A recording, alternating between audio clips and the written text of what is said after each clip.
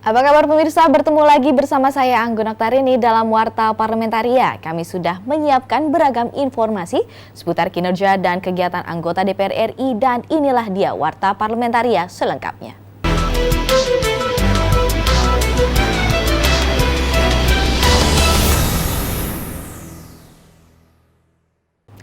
Untuk menghindari adanya masyarakat adat tidak asli, terdapat proses verifikasi dan validasi secara bertingkat dalam proses pengakuan dan legalitas masyarakat adat dalam rancangan Undang-Undang Masyarakat Hukum Adat.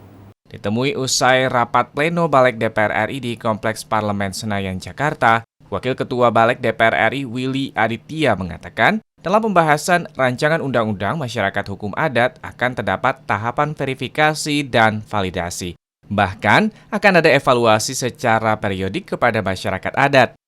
Kita punya proses verifikasi, punya proses validasi, bahkan ada time limit di sana. Dan secara periodik itu dilakukan evaluasi untuk kemudian dia bisa digugurkan. Untuk itu kemudian kita harus dengan seksama dan bahkan ada proses yang bertingkat untuk melakukan evaluasi. Pengusul rancangan Undang-Undang Masyarakat Hukum Adat anggota Komisi 4 DPR RI Sulaiman L. Hamzah menyampaikan, masyarakat adat di Indonesia jumlahnya ribuan, namun belum terdata dengan baik. Untuk itu, dalam proses verifikasi dan validasi di tiap kabupaten kota harus dilakukan secara seksama. Seluruh masyarakat adat di Nusantara ini belum terdata seluruhnya. Tetapi bahwa jumlahnya sampai ribuan sekarang ya, ada 1.371 kurang lebih begitu. Ini juga data masih acak. Maka undang-undang ini sebagai perintah untuk bisa memulai membentuk panitia di tingkat daerah.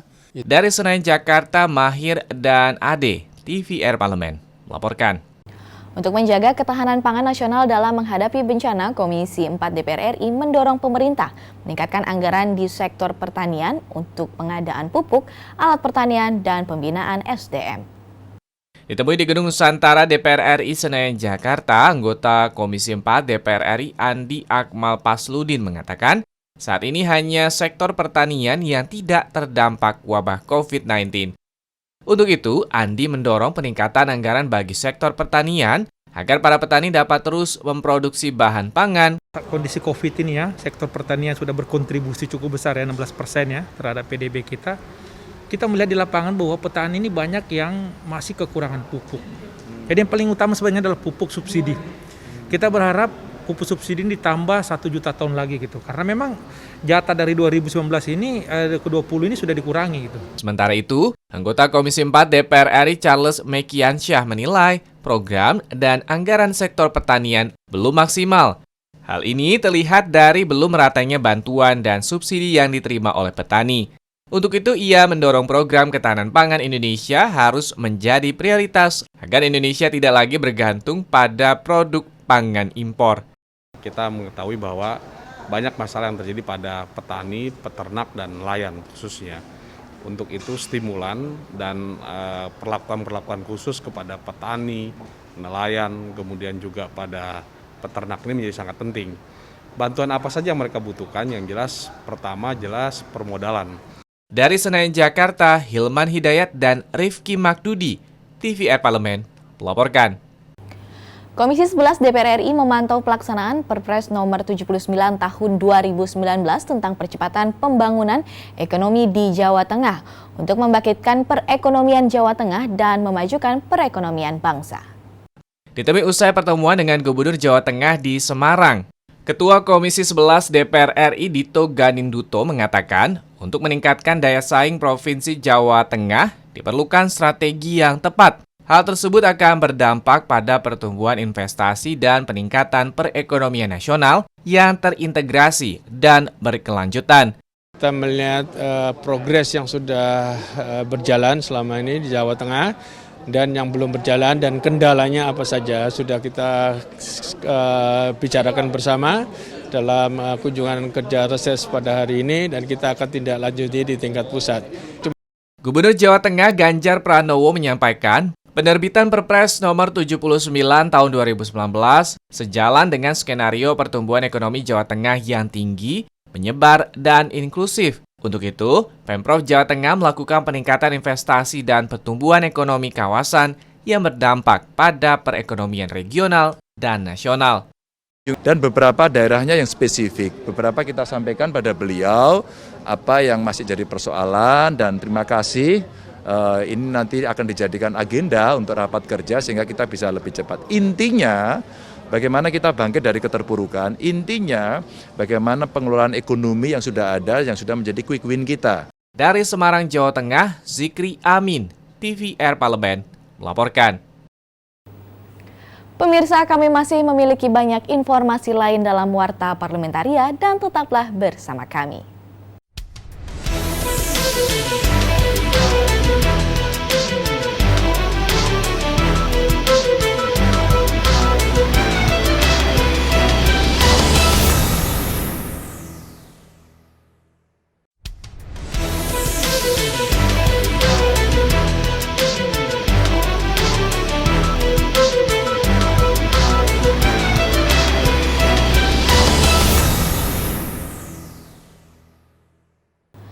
Komisi 7 DPR RI mendorong Kementerian Riset dan Teknologi Badan Riset Inovasi Nasional meningkatkan teknologi kesehatan dalam menghadapi COVID-19. Ditemui usai rapat kerja Komisi 7 DPR RI dengan Menristek BRIN di Gedung Nusantara 1 Senayan, Jakarta, Wakil Ketua Komisi 7 DPR RI Edi Suparno mendorong Kemenristek BRIN melalui BPPT dapat meningkatkan teknologi yang bermanfaat untuk kehidupan masyarakat dalam menghadapi pandemi COVID-19. Peningkatan teknologi kesehatan menjadi penting oleh masyarakat, baik di masa pandemi maupun pasca pandemi. Terutama dalam hal ini BPPT, untuk meningkatkan teknologi yang bisa membantu masyarakat di dalam menghadapi COVID-19 dari aspek kesehatan. Misalnya untuk produksi ventilator, ya. Dan ventilator saya kira itu penting karena tidak hanya berfungsi saat ini saja di era COVID, tetapi pasca COVID juga. Lebih lanjut, Edi mendukung keputusan Presiden yang memilih Menristek BRIN menjadi Ketua Penanggung Jawab Tim Pengembangan Vaksin Virus Corona. Ia berharap pihak Kemenristek BRIN dapat membantu pemerintah dalam upaya penemuan vaksin.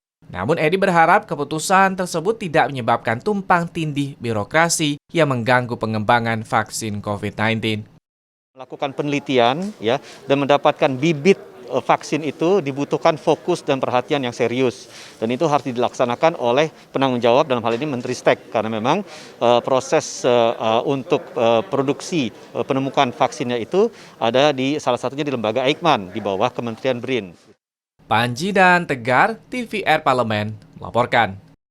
Komisi 11 DPR RI mendesak Kementerian Keuangan memprioritaskan program penerimaan pajak secara online dan memperluas wajib pajak melalui platform digital untuk mempermudah masyarakat membayar pajak yang akan berdampak pada peningkatan penerimaan pajak.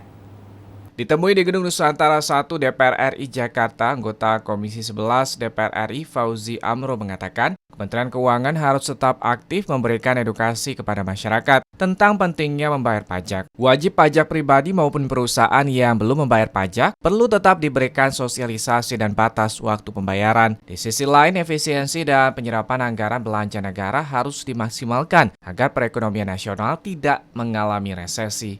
Fitur-fitur yang elektronik, bagaimana SPT bisa elektronik, penerimaan negara bisa elektronik, pendapatan bisa elektronik. Nah itu dilakukan oleh Kementerian Keuangan lewat Dirjen Pajak, Bea Cukai, dan para penerima PNBP di KL-KL yang ada.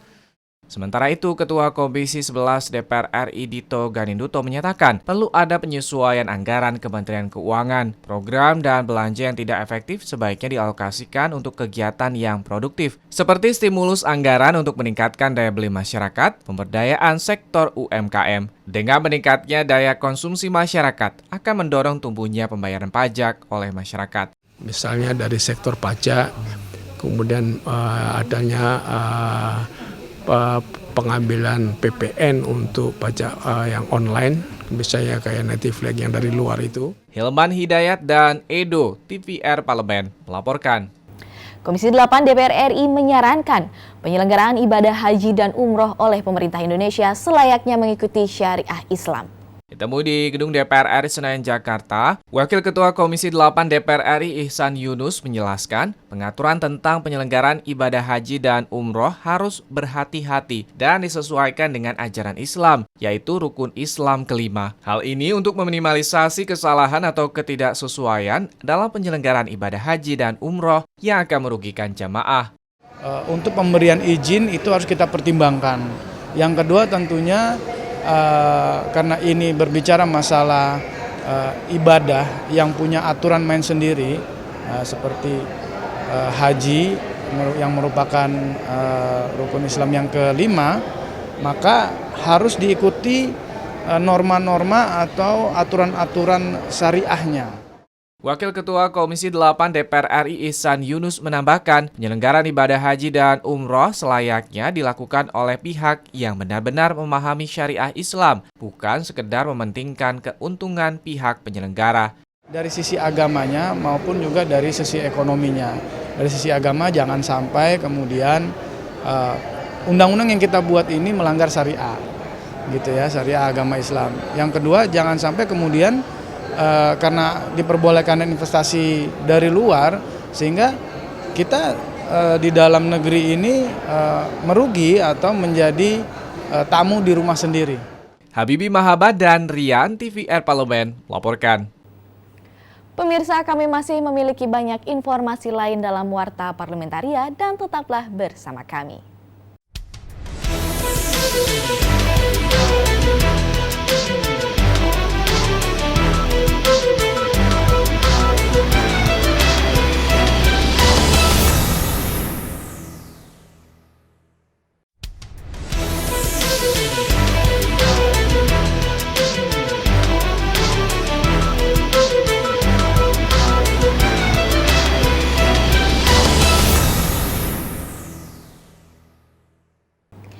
Anggota Komisi 2 DPR RI terus mengingatkan Kementerian Dalam Negeri dan penyelenggaraan pemilu merumuskan aturan tegas dalam penegakan disiplin dan sanksi hukum terhadap pelanggaran protokol kesehatan saat pemilu.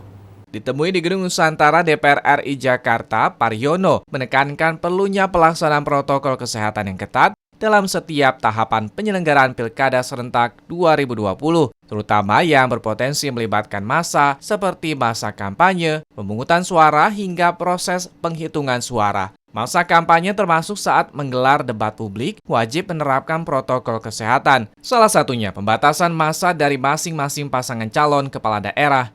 Kampanye dan debat publik, ya ini harus diwaspadai karena meskipun tadi di dalam sudah dibatasi 50 peserta dari perwakilan masing-masing calon, tapi tidak untuk kemungkinan di luar ada ribuan orang yang berkumpul, ini yang harus kita antisipasi. Anggota Komisi 2 DPR RI Paryono menghimbau penyelenggara pemilu mengoptimalkan pengawasan dan koordinasi bersama instansi yang terlibat dalam penyelenggaraan Pilkada serentak 2020 untuk melakukan sosialisasi secara masif terkait pelaksanaan protokol kesehatan dan sanksi tegas bagi peserta Pilkada yang melanggarnya. Sosialisasi secara masif tentang tata cara pelaksanaan protokol kesehatan ini dan juga sanksi yang nanti akan diberikan kepada pasangan calon termasuk penundaan pelantikan apabila melanggar protokol kesehatan. Bahkan tidak untuk kemungkinan didiskualifikasi apabila terjadi pelanggaran protokol kesehatan secara masif. Mario Hasiholan dan Ridwan TVR Parlemen melaporkan.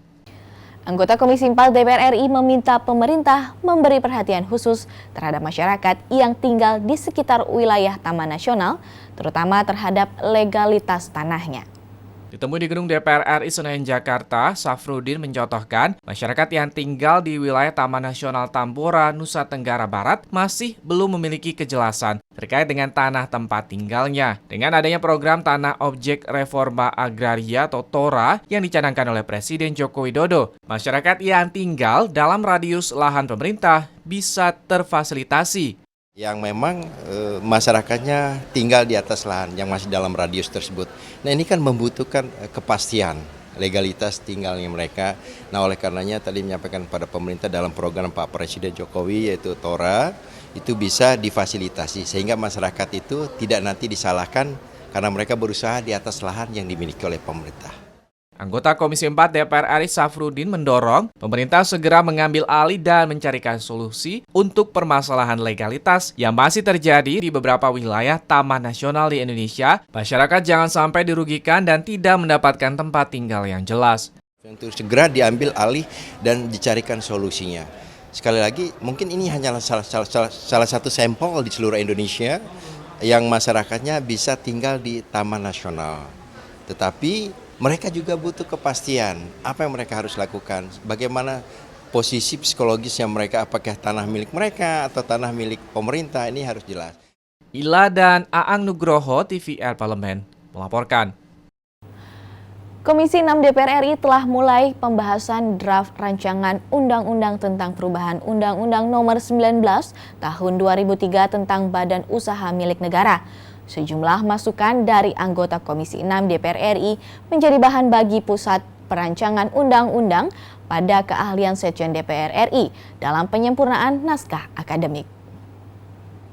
Usai rapat dengar pendapat dengan Badan Legislasi DPR RI di Gedung DPR RI Jakarta, Wakil Ketua Komisi 6 DPR RI Martin Manurung mengaku pembahasan revisi Undang-Undang BUMN yang sempat tertunda akibat pandemi dilanjutkan kembali. Komisi 6 DPR RI membuka masukan dari berbagai kelompok masyarakat, akademisi, ahli, pihak swasta maupun pihak BUMN itu sendiri.